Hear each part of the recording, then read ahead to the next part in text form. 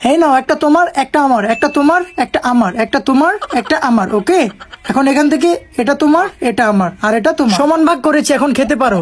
এই ভাগ আমি কখনোই মানি না, তুমি তো আমাকে কম দিয়েছো। তোমার ভাগে একটাই পড়েছে, তুমি খেলে খাও, না খেলে ফেলে দাও। আর আমারটাতে ভুলেও হাত দিবে না, আমি বাইরে থেকে আসতেছি। ওকে যাও, মজা বুঝাবো। এই তো সুযোগ, তুমি আমাকে বোকা বানিয়েছো, এখন আমি তোমার প্রত্যেকটা চিপস একে একে খেয়ে ফেলবো।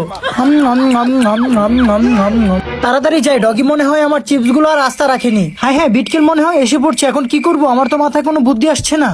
আমার মাথায় একটা বুদ্ধি এসেছে, এই টিস্যু পেপার গুলো দিয়ে আমি চিপস বানিয়ে ফেলবো। দেখুন আমার চিপস বানানো হয়ে গেছে, এখন ফ্রিজ থেকে গিয়ে জেলির বোতলটা নিয়ে আসবো। এরপর দেখুন কত সুন্দর করে চিপসের কালার মতো আমি জেলিগুলো মাখিয়ে দিচ্ছি। হ্যাঁ হ্যাঁ, ডগি তো মনে হয় আমার চিপস খেয়ে ফেলেছে। ডগি, এই ডগি, আমার চিপস কোথায়? তোমার চিপস আমি ধরেও দেখিনি। ওকে ঠিক আছে, গুড বয়, তোকে আর আমি কিছু বললাম না। এখন আমি চিপস গুলো খাই। আরে এরকম লাগছে কেন? ডগির বাচ্চা, তোকে আজ আমি ছাড়বো না, দাঁড়া। এই নে ঝাড়ুর বাড়ি খা। তো বন্ধুরা, ভিডিওটি ভালো লাগলে আমার ডগির জন্য একটি লাইক করে দিন এবং চ্যানেলটি সাবস্ক্রাইব করে দিন।